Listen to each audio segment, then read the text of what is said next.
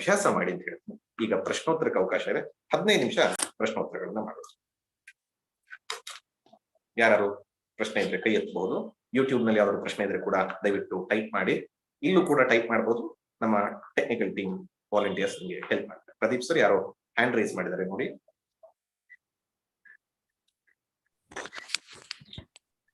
ನಮಸ್ಕಾರ ಗುರುಗಳೇ. Very basic question. ಇದು what do you mean by shastra? ನೀವ್ ಹೇಳಿದ್ರಿ ನೆನ್ನೆ, ಬಟ್ ಸ್ವಲ್ಪ ಕನ್ಫ್ಯೂಸ್ ಆಗ್ತಾ ಇದೆ. ಶಾಸ್ತ್ರ ಅಂದ್ರೆ ಏನು ಸ್ವಲ್ಪ ಹೇಳಲಿಕ್ಕಾಗತ್ತಾ? ಬೇಸಿಕ್ ಕ್ವೆಶ್ಚನ್ ಅಂದ್ರು, ಬಟ್ ತುಂಬಾ ಇಂಪಾರ್ಟೆಂಟ್ ಕ್ವೆಶ್ಚನ್. ಒಂದ್ಸರಿ ಹೇಳಿದ್ರೆ ಮತ್ತೆ ರಿಪೀಟ್ ಮಾಡಿದ್ರು ಯಾವುದೇ ತರದ ತೊಂದರೆ ಇಲ್ಲ. ತಿಳ್ಕೊಬೇಕಾದ್ರು ಶಾಸ್ತ್ರ ಅಂದ್ರೆ ಏನಂದ್ರೆ ಶಾಸ್ ಅನ್ನುವಂತಹ ಪದದಿಂದ ಬಂದಿದೆ, ಧಾತುವಿನಿಂದ ಬಂದಿದೆ. ಶಾಸ್ ಅನ್ನೋ ಪದಕ್ಕೆ 2 ಅರ್ಥ ಇದೆ. ಒಂದು ಶಾಸನ ಅಂತ ನಾವ್ ಯಾವ್ದನ್ನ ಹೇಳ್ತೀವಿ, ಅದು ಮೇ ಮಾಟೆ ಶಾಸನಂ ಅಂತ ನಾವು ಬಾಹುಬಲಿ ಕೇಳಿರ್ತೀವಲ್ಲ, ನಾನು ಹೇಳೋ ಮಾತೆ ರೂಲ್. ಅಂದ್ರೆ ಶಾಸನ ಅಂತ ಬಂದಾಗ ಅದರ ಅರ್ಥ rule book. Rule book, dos and don'ts ನ ಹೇಳುವಂತ ಕಮಾಂಡ್ಮೆಂಟ್ಸ್. ಇದು ಒಂದು ಅರ್ಥದ ಶಾಸ್ತ್ರ. ಇದು ವೇದದ ಭಾಗದಲ್ಲಿ ಬರುವಂತಹ, ವೇದ ಪೂರ್ವ ಭಾಗದಲ್ಲಿ ಬರುವಂತಹ ಶಾಸ್ತ್ರ. ಅಂದ್ರೆ ನೀನ್ ಸತ್ಯಂ ವದ ಧರ್ಮಂಚರ, ನೀನ್ ಈ ಕರ್ಮ ಮಾಡಿದ್ರೆ ನಿನಗೆ ಮಕ್ಕಳಾಗತ್ತೆ, ನೀನ್ ಈ ಕರ್ಮ ಮಾಡಿದ್ರೆ ನಿಂಗೆ ಮಳೆ ಬರುತ್ತೆ, ಈ ರೀತಿ ಒಂದಷ್ಟು ಇದೆಯಲ್ಲ, ಹೀಗಿರ್ಬೇಕು ಹೀಗಿರಬಾರ್ದು, ಡೂಸ್ ಅಂಡ್ ಡೋಂಟ್ಸ್ ಬರುವಂತದ್ದು ಶಾಸ್ತ್ರ. ಆದ್ರೆ ಇದು ವೇದ ಪೂರ್ವ ಶಾಸ್ತ್ರ. ಆದ್ರೆ ವೇದಾಂತ ಶಾಸ್ತ್ರ ಅಂದಾಗ ಅದೇ ಶಾಸ್ತ್ರ ಅನ್ನೋ ಪದಕ್ಕೆ 2ನೇ ಅರ್ಥ ಇದೆ. ಶಾಸ್ ಅಂತಂದ್ರೆ ಶಾಸ್ತ ಅನ್ನುವಂತ ಪದ ಬರುತ್ತೆ. ಅಂದ್ರೆ ಶಾಸ್ತ್ರ ಅಂದ್ರೆ ಎಜುಕೇಟರ್ ಅಂದ್ರೆ ಕಲಿಸುವಂಥದ್ದು, ವಿದ್ಯೆ ಕೊಡುವಂತಹದ್ದು, ನಮಗೆ ನಾಲೆಜ್ ಕೊಡುವಂಥದ್ದು. ಇಟ್ ಇಸ್ ಈಗ ಇಲ್ಲಿ ಶಾಸ್ತ್ರ ಅಂದ್ರೆ ಅರ್ಥ ಏನೋ, ನಿಮ್ಗೆ ನೀವು ಅಂದ್ರೆ ಏನೋ ಅಂತ ತಿಳ್ಕೊಂಡಿದ್ರ ಅದನ್ನ ಸರಿಯಾಗಿ ತಿಳಿಸುವಂತ, ನಿಮ್ಗೆ ನಿಮ್ಮ ಸುತ್ತಮುತ್ತ ಜನರನ್ನ ಏನೋ ಅಂತ ಅನ್ಕೊಂಡು ವ್ಯವಹಾರ ಮಾಡ್ತಾ ಇದ್ರೆ ಅವರ ಸತ್ಯವನ್ನ ತಿಳಿಸುವಂಥದ್ದು, ನಿಮ್ಗೆ ಜಗತ್ತಿನ ಜೊತೆ ವ್ಯವಹಾರ ಮಾಡ್ತಾ ಇದ್ರೆ ಅದರ ಸತ್ಯವನ್ನ ತಿಳಿಸುವಂಥದ್ದು. It is shastra means an educating tool. Educating tool, Vedanta shastra is an educating tool to know who you are. Who are these beings? What is this world? And is there something beyond? ಇದರ ಬಗ್ಗೆ ಎಜುಕೇಟ್ ಮಾಡುವಂತಹ tool ಅಥವಾ ಒಂದು ವಿಷಯ, ಇದಕ್ಕೆ ಗ್ರಂಥಕ್ಕೆ ನಾವು ಶಾಸ್ತ್ರ ಅಂತ. ಧನ್ಯವಾದ. ನಮಸ್ಕಾರ ಸರ್, ಪ್ರಮೋದ್ ಸರ್. ಯೂಟ್ಯೂಬ್ ನಲ್ಲಿ ನಾಗರಾಜ್ ಸುಬ್ರಹ್ಮಣ್ಯಂ ಅಂತ ಒಬ್ಬ ಪ್ರಶ್ನೆ ಕೇಳಿದ್ದಾರೆ. ನೀವು ಸತ್ಯದ ಬಗ್ಗೆ ಮಾತಾಡ್ತಾ ಇದ್ರಿ, ಹಾವು ಹಗ್ಗದ ಬಗ್ಗೆ ಮಾತಾಡ್ತಾ ಇದ್ರಿ. ನನಗೆ ಯಾವಾಗ್ಲೂ ಇದೊಂದು ಕನ್ಫ್ಯೂಷನ್ ಇದೆ, ಮರದಿಂದ ಬೀಜವೋ ಬೀಜದಿಂದ ಮರವೋ, ಇದನ್ನ ಹೇಗೆ ಅರ್ಥ ಮಾಡ್ಕೊಳ್ಳೋದು ಸತ್ಯದ ರೀತಿಯಲ್ಲಿ ತಗೊಂಡ್ರೆ? ಇಲ್ಲಿ ತುಂಬಾ ಒಳ್ಳೆ ಪಾಯಿಂಟ್. ಅದು ಸ್ವಲ್ಪ ಮಟ್ಟಿಗೆ ಬೇರೆ ಅರ್ಥನೂ ಸರಿ ನೋಡ್ಬೇಕು. ಹಗ್ಗ ಹಾವುಗೂ ಮತ್ತು ಬೀಜ ಮತ್ತು ಮರಕ್ಕೂ ಸಂಬಂಧ ಬರಲ್ಲ. ಹೇಳ್ಬೇಕು ಅಂದ್ರೆ ಬೇಕಾದ್ರೆ ಚಿನ್ನ ಮತ್ತು ಆಭರಣಕ್ಕೂ ಮತ್ತು ಬೀಜ ಮತ್ತು ಇದಕ್ಕೂ ಹೊಂದಿಸ್ಬೋದು. ಇರ್ಲಿ, ತೊಂದರೆ ಇಲ್ಲ, ಅರ್ಥ ಮಾಡ್ಕೊಳ್ತಾರಲ್ಲ. ಯಾವುದು ಮೊದಲು? Perfect question. ನಾನು ಇನ್ನು ಅರ್ಥ ಮಾಡ್ಕೊಂಡು ಎಲ್ಲರಿಗೂ ಅರ್ಥ ಆಗೋದ ರೀತಿ ಹಲವಾರು ಜನರಿಗೆ ಇರೋ ಪ್ರಶ್ನೆಗೆ ನಾನೇ ಕ್ವಶನ್ ಹಾಕೊಂಡು ಹೇಳ್ತೀನಿ. ಯಾವ್ದು ಮೊದಲು ಅಂತ ಹೇಳಕ್ಕಾಗತ್ತಾ? ಈಗ ವೃಕ್ಷ ಮೊದಲ ಬೀಜ ಮೊದಲ ಹೇಳಕ್ಕಾಗತ್ತಾ? ಖಂಡಿತ ಹೇಳಕ್ಕಾಗಲ್ಲ. ಯಾಕೆ? ಒಂದಿದ್ರೇನೆ ಇನ್ನೊಂದು ಬರೋದು. ಯಾವ್ದು ಮೊದಲು ಹೇಳಕ್ಕಾಗಲ್ಲ. ಮೊಟ್ಟೆ ಮೊದಲ ಕೋಳಿ ಮೊದಲ ಹೇಳಕ್ಕಾಗದೇ ಇಲ್ಲ. ಯಾಕಂದ್ರೆ ಒಂದಿದ್ರೇನೆ ಇನ್ನೊಂದು ಬರೋದು. ಸೊ ಒಂದಕ್ಕೊಂದಕ್ಕೆ ಕಾರ್ಯಕಾರಣ ಅನ್ನೋಂಥದ್ದು ಇಲ್ಲಿ ಒಂದರಿಂದ ಇನ್ನೊಂದು ಅಂತಿಲ್ಲ, ಅದು ಲೂಪ್ ತರ. ಇದರಿಂದ ಇದಾಗತ್ತೆ, ಇದರಿಂದ ಇದಾಗತ್ತೆ. So it's a loop. ಇದು ಯಾಕೆ ಅರ್ಥ ಮಾಡ್ಕೋಬೇಕು? This is one of the important, most important concept in not just Vedanta, Veda, even ಧಾರ್ಮಿಕ ಜೀವನಕ್ಕೆ.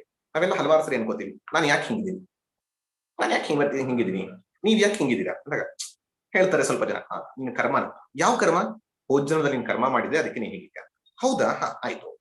ನೀವು ಪ್ರಶ್ನೆ ಕೇಳಿದ್ರೆ, ಹೋದ್ ಜನ್ಮದಲ್ಲಿ ನಾನು ಯಾಕೆ ಹಂಗಿದ್ದೆ? ನಿನ್ ಕರ್ಮನಪ್ಪ. ಯಾವಾಗ್ಲದು? ಅದ್ರ ಹೋದ್ ಜನ್ಮದ್ದು. ಆಯ್ತು, ಕರೆಕ್ಟು. ಅದ್ರ ಹೋದ್ ಜನ್ಮದಲ್ಲಿ ಹೇಗೆ ಯಾಕಾಗಿದೆ? ಅದ್ರೆ ಮುಂಚಿಂದು. ಆಯ್ತು, ಇದಕ್ ಮುಂಚಿನ how was the first time ನಾನು ಹುಟ್ಟಿದಾಗ ಹೆಂಗಿದ್ದೆ? ಎಲ್ಲರಿಗೂ ಬರುವಂತದ್ದು ಫಸ್ಟ್ ಕರ್ಮ ಹೆಂಗ್ ಶುರು ಆಯ್ತು ಅಂತ.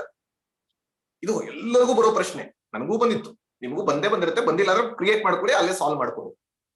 ಫಸ್ಟ್ ಕರ್ಮ ಹೆಂಗಿತ್ತು? ಫಸ್ಟ್ ಕರ್ಮದಲ್ಲಿ ನಾನು ಹೆಂಗೋ ಒಂದು ಇದ್ದೆ ಅಂದ್ರೆ ನನ್ನನ್ನು ಹಂಗ್ ಮಾಡಿದ್ಯಾರು? ನಾವೆಲ್ಲ ದೇವ್ರು ಅನ್ಕೊಂಡ್ಬಿಡ್ತೀವಿ. ಹಾಗೇನಾಗತ್ತೆ, ಒಬ್ಬನ ಒಂದು ರೀತಿ ಮಾಡಿ ಇನ್ನೊಬ್ಬನ ಇನ್ನೊಂದು ರೀತಿ ಫಸ್ಟ್ ಕರ್ಮದಲ್ಲಿ ಮಾಡಿದ್ರೆ ಭಗವಂತನಿಗೆ ವೈಷಮ್ಯ ಇದೆ, ಪಾರ್ಶಿಯಾಲಿಟಿ ಇದೆ ಅಂತ ಆಗುತ್ತೆ. ಫಸ್ಟ್ ಜನ್ಮದಲ್ಲಿ ನನ್ನನ್ನ ಕುರುಡ ಮಾಡಿ, ಇನ್ನೊಬ್ಬನ ಶ್ರೀಮಂತ ಮಾಡಿ, ಇನ್ನೊಬ್ಬನ ಆರೋಗ್ಯಸ್ಥ ಮಾಡಿ, ಇನ್ನೊಬ್ಬಂಗೆ ತಂದೆ ತಾಯಿ ಇಲ್ದಲ್ಲಿರೋ ತರ ಮಾಡಿದ್ರೆ ಭಗವಂತನಷ್ಟು ಕ್ರೂರಿ ಯಾರು ಇರ್ತಾರ? ಇರಲ್ಲ. ಹಾಗಾದ್ರೆ ಫಸ್ಟ್ ಕರ್ಮ ಯಾವುದು? ಫಸ್ಟ್ ಜನ್ಮ ಯಾವುದು? ಅದನ್ನೇ ಇದೇ problem with all religions of the world and the difference between Hinduism, Hindu ಧರ್ಮಕ್ಕೂ ಮತ್ತು ಬೇರೆ ಎಲ್ಲ ಧರ್ಮಕ್ಕೂ ಇರುವಂತಹ ವ್ಯತ್ಯಾಸವೇ ಇದು. ಬೇರೆ ಧರ್ಮದಲ್ಲೆಲ್ಲ ಕೇಳಿ ನೀವು, ಅದು ಕ್ರಿಶ್ಚಿಯಾನಿಟಿ ಇರ್ಬೋದು ಅಥವಾ ಇಸ್ಲಾಂ ಇರ್ಬೋದು, ಎಲ್ಲದರಲ್ಲೂ God created you, he made you, he has put you in this world. ನಿಮ್ಮನ್ನ ಈ ಜಗತ್ತಿಗೆ ಹಾಕಿದ್ದಾರೆ. ಇಲ್ಲಿ ನೀವು ಹೆಂಗಿರ್ತೀರೋ ಅದನ್ನ ನೋಡ್ಕೊಂಡು ಮುಂದಿನ ಸ್ವರ್ಗಕ್ಕೆ ಕಳಿಸ್ ಮುಗೀತು, ಏನಿಲ್ಲ ಅಲ್ಲಿ. ಯಾಕೆ ನಾನು ಇಲ್ಲಿ ಹಿಂಗ್ ಹುಟ್ಟಿದೆ ಹೇಳೋಂಗಿಲ್ಲ, ದೇವ್ರ ಇಚ್ಛೆ ಅಲ್ಲ. ಅವನಿಗೆ ಮಾತ್ರ ಕೊಟ್ಟಾನಿ, ನಮ್ಮ ದೇವ್ರ ಇಚ್ಛೆ. ಅವನು ಆಟ ಆಡ್ತಾನೆ, ಅವ್ನು ಆಟ ಆಡಿದ್ರೆ ಆಡಿಸ್ಕೋಬೇಕು, ಮುಗೀತ್, ನೋ ಕ್ವೆಶ್ಚನ್. ಜಾಸ್ತಿ ಕ್ವೆಶ್ಚನ್ ಮಾಡೋ ಕಟ್ ಮಾಡಾಕ್ತೀವಿ ಅಷ್ಟೇ. ಆದ್ರೆ ಯಾಕಿದು ಅಂತಂದ್ರೆ, ಫಸ್ಟ್ ಈ ಒಂದು ಪ್ರಾಸೆಸ್ ನ, ಸೃಷ್ಟಿಯನ್ನ ಅಥವಾ ಕ್ರಿಯೇಷನ್ ಅನ್ನ ಒಂದು ಲೀನಿಯರ್ ಆಗಿ ತಗೊಂಡು ಫಸ್ಟ್ ಅಂತ ಹೇಳಿ ಸ್ಟಾರ್ಟಿಂಗ್ ಪಾಯಿಂಟ್ ನ ಇಟ್ಕೊಂಡಿದ್ದಕ್ಕೆ. ಸ್ಟಾರ್ಟಿಂಗ್ ಪಾಯಿಂಟ್ ಇಟ್ಕೊಂಡ್ರೆ ಇದು ಪ್ರಾಬ್ಲಮ್. ಆದ್ರೆ ನಮ್ಮ ಸ್ನೇಹಿತರು ಇವಾಗ ಒಂದು ಪ್ರಶ್ನೆ ಕೇಳೋರಲ್ಲ, ವೃಕ್ಷ ಮೊದಲ ಬೀಜ ಮೊದಲ ಅಂತ. ಆಗ ಕೇಳಿದಾಗ ಲೈನ್ ಅಲ್ಲಿ ಬೇಕಾದ್ರೆ ನೀವು ಸ್ಟಾರ್ಟಿಂಗ್ ಪಾಯಿಂಟ್ ಹೇಳ್ಬೋದು. ಇದರಲ್ಲಿ ಸ್ಟಾರ್ಟಿಂಗ್ ಪಾಯಿಂಟ್ ಹೇಳಿ ನೋಡೋಣ. ಈ ಸರ್ಕಲ್ ಅಲ್ಲಿ ಸ್ಟಾರ್ಟ್ ಯಾವುದು, ಎಂಡ್ ಯಾವುದು? ಇಲ್ಲಿಂದ ಶುರುವಾಯ್ತು ಇಲ್ಲಿಗೆ ಎಂಡ್ ಆಯ್ತು ಅಂತ ಹೇಳ್ತೀರಾ? ಇಲ್ಲಿಂದ ಶುರುವಾಯ್ತು ಇಲ್ಲಿಗೆ ಎಂಡ್ ಆಯ್ತು ಅಂತ ಹೇಳ್ತೀರಾ? No, never. There is no starting point and there is no ending point. It is a circle, it's a cycle. ಹಾಗೇನೆ ಈಗ ಹೆಂಗೆ ವೃಕ್ಷ ಮತ್ತು ಬೀಜ ಅಂತಂದ್ರು, ಹಾಗೇನೆ ನಾನು ಕೂಡ ಅನಾದಿ ಇನ್ಫಿನಿಟ್ ಟೈಮ್ಸ್ ಇಂದ ಹುಡ್ತಾ ಇದೀನಿ, ಬದುಕ್ತಾ ಇದೀನಿ, ಬದುಕ್ತಾ ಇದೀನಿ, ಅದಕ್ಕೆ ಶುರು ಇಲ್ಲ, ಮೊದಲೊಂದು ಇಲ್ಲ. ಮೊದಲೊಂದು ಹಾಕಿದ್ರೇನೆ ಪ್ರಾಬ್ಲಮ್, ಮೊದಲೊಂದು ಅನ್ಕೊಳ್ಳೋದೇ ತಪ್ಪು. ಯಾಕಂದ್ರೆ ಮೊದಲೊಂದು ಅನ್ಕೊಂಡ್ರೆ ಹಲವಾರು ಬೇರೆ ಬೇರೆ ಫಿಲಾಸಾಫಿಕಲ್ ಪ್ರಾಬ್ಲಮ್ಸ್ ಬರುತ್ತೆ, ಎಲ್ಲವನ್ನು ಹೇಳೋದಕ್ಕೆ ಕಷ್ಟ ಈಗ. ಸೊ ಅದೆಲ್ಲವನ್ನ ತಗೊಂಡಾಗ ಈ ಸರ್ಕಲ್ ಅಲ್ಲೇ ಇದೀನಿ. ಆಯ್ತು, ಹಾಗಾದ್ರೆ ಈ ಸರ್ಕಲ್ ಅಲ್ಲೇ ಓಡಾಡ್ತಾ ಇದ್ರೆ ಚೆನ್ನಾಗಿರುತ್ತಾ? ಮೋಕ್ಷ ಇರಲ್ಲ. ಇದು ಈ ಸರ್ಕಲ್ ಇಂದ ಬಿಡಿಸ್ಕೊಳ್ಳೋದು ಅಂತಂದ್ರೇನೆ, ಈ ಜನನ ಮರಣದ ಸರ್ಕಲ್ ಇಂದ ಬಿಡಿಸ್ಕೊಳ್ಳೋದನ್ನ ಮೋಕ್ಷ ಅಂತ ಹೇಳ್ತೀವಿ.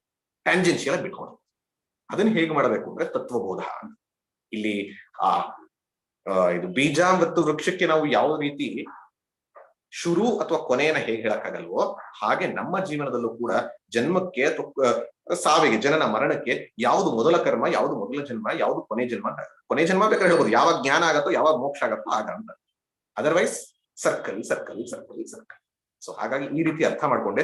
ಎಕ್ಸಾಕ್ಟ್ ಆಗಿ ಅವ್ರ ಮನಸ್ಸಿನಲ್ಲಿ ಏನ್ ಪ್ರಶ್ನೆ ಇತ್ತು ಗೊತ್ತಿಲ್ಲ, ಬಟ್ ಆ ಪ್ರಶ್ನೆಯಿಂದ ಒಂದು ಹೊಂದಿಸಿ ಅರ್ಥ ಆಗುವಂತ ಒಂದು ಒಳ್ಳೆ ಕಾನ್ಸೆಪ್ಟ್ ಕೇಳಿದ್ರೆ ಅಂತ ಅಂದ್ಕೊಂಡು ನಾನು ಈ ಉತ್ತರವನ್ನ ಕೊಟ್ಟಿದ್ದೀನಿ. ಧನ್ಯವಾದ. ಮುಂದಿನ ಪ್ರಶ್ನೆ ಯಾವ್ದಾವಿದ್ರೆ? ನಮಸ್ಕಾರ. ನಮಸ್ಕಾರ. ಹಲೋ, ನಮಸ್ಕಾರ. ಪ್ರಾತಿಭಾರಕ ಸತ್ಯ, illusion. Am I using correct word? ಪ್ರಾತಿಭಾರಕ ಸತ್ಯ, ಪ್ರಾತಿಭಾಷಿಕ ಸತ್ಯ, ಇಲ್ಯೂಷನ್. ಇಲ್ಯೂಷನ್ ಅಂದ್ರೆ ಮಿಥ್ಯನ? ಹೇಗೆ ಇಲ್ಯೂಷನ್ ಅಂದ್ರೆ? ಮಿಥ್ಯ, ಎಸ್, ಆಫ್ ಕೋರ್ಸ್. ಇಲ್ಲ, ಅದು ಏನಾಗುತ್ತೆ ಅಂದ್ರೆ, according to psychology, I am telling, I am not going with this thing in that sense against ಅಂತ ಹೋಗ್ತಾ ಇಲ್ಲ. ಸೈಕಾಲಜಿಯಲ್ಲಿ ಇಲ್ಯೂಷನ್ ಅಂತಂದ್ರೆ ಮಿಥ್ಯವೂ ಇಲ್ಯೂಷನ್ ಆಗ್ಬೋದು, ಸತ್ಯವಾಗಿದ್ದು ಇಲ್ಯೂಷನ್ನೇ ಆಗುತ್ತೆ. ಹೌದು, ಭಗವಂತ ಇದ್ದಾನೆ, correct. It is a belief that is a god. What you are telling is what I am telling. ಈಗ ಹಾವ್ ಇದೆ ಅಂತಾನೆ ಅನ್ಕೊಂಡಿದ್ದೆ. It was truth for me at the time when I was seeing the snake. It was truth. It was not mithya at that time. At that time, it was mithya. Only after knowledge, it became mithya. Yes. Otherwise, it was satya only. Hagene, whatever we are perceiving, we are experiencing. I am not denying the experience. ನಾನು ನಿಮ್ಮ ಅನುಭವವನ್ನ, ನಾನಲ್ಲ ವೇದಾಂತ ನಿಮ್ಮ ಅನುಭವವನ್ನ ಇಲ್ಲ ಅಂತ ಹೇಳ್ತಲ್ಲ. ನಿನ್ ಗೋಡೆ ನೋಡ್ತಾ ಇಲ್ಲ, ನೀನ್ ವ್ಯಕ್ತಿ ನೋಡ್ತಾ ಇಲ್ಲ, ನೀನ್ ಪುಸ್ತಕ ನೋಡ್ತಾ ಇಲ್ಲ ಹೇಳ್ತಾ ಇಲ್ಲ, ನೀನ್ ಪುಸ್ತಕ ನೋಡ್ತಾ ಇದೀಯ. ಆದ್ರೆ as I think you are a science student ತರನೇ ಕೇಳ್ತೀನಿ ನಿಮ್ಗೆ. ಅದಕ್ಕೆ ವಾಟ್ ಯು ಆರ್ ಸೀಯಿಂಗ್ ಅಂತ ಅಂದಾಗ, you see something like, for example, you see an object, you are experiencing an object and you think this as the truth. What is this book? So this is the truth ಅಂತ ಅನ್ಕೋತೀರ, ಸತ್ಯ ಅಂತ ಅನ್ಕೋತೀರ. ಹೌದು ಅಂತ. ಆದ್ರೆ ನೀವು science student. I'm not just speaking about only psychology, I'm going to the pure science.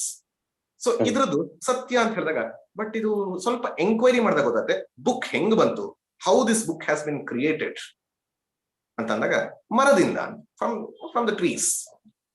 Okay, ಮರ ನೋಡಿದೀರಾ, ಸೊ ಮರ ಸತ್ಯ. I have experienced tree, so that is truth. I have seen it, it is truth.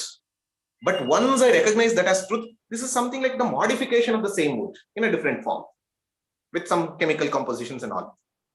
But mara nodidira, mara satya. Okay, but mara heng bantu?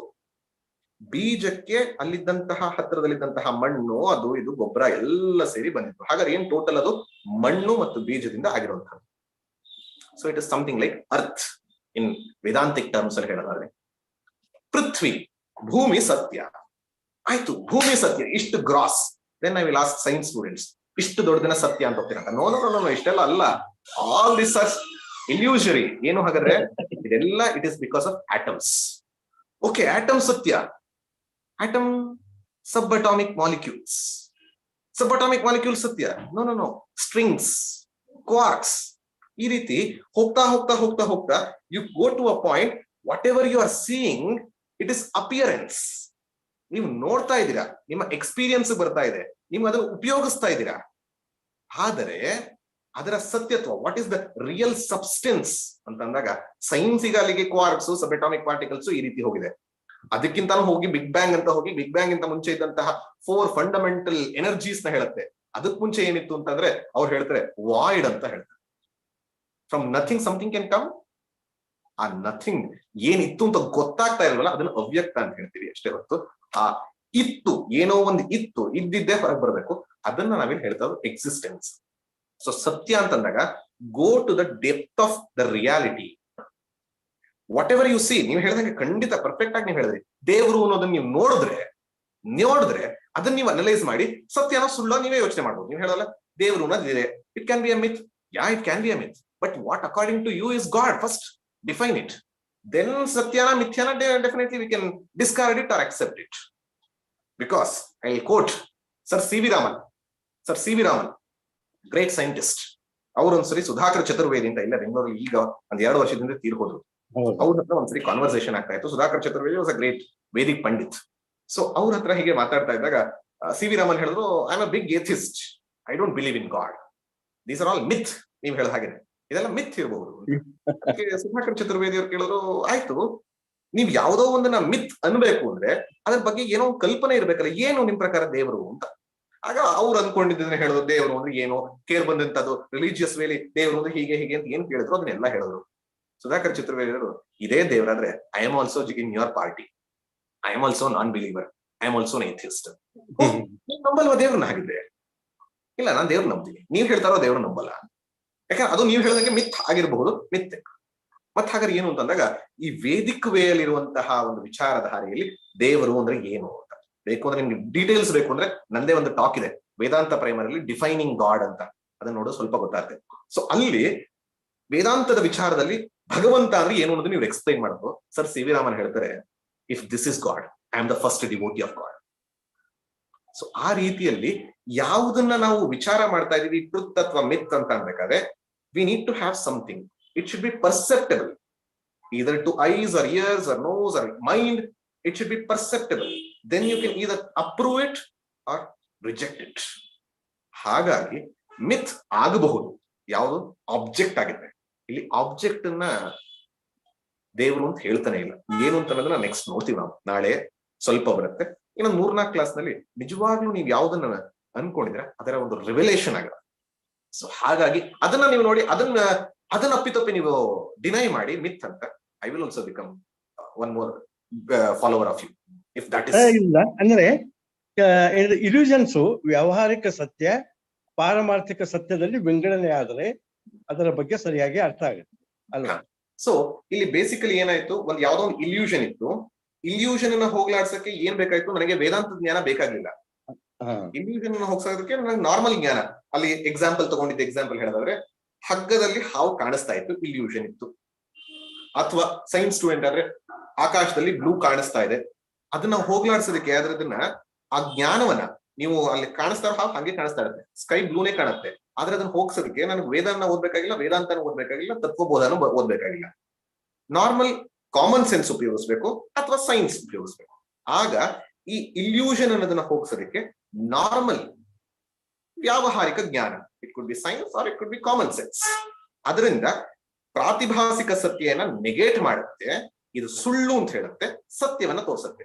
ಎಲ್ಲವೂ ಸುಳ್ಳು ಆಗಕ್ಕಾಗಲ್ಲ, ಯಾಕಂದ್ರೆ ಅಲ್ಲಿ ಹಗ್ಗನ ಹಾವನ್ ಸುಳ್ಳು ಮಾಡೋದ್ರಲ್ಲಿ ಹಗ್ಗ ಇತ್ತು.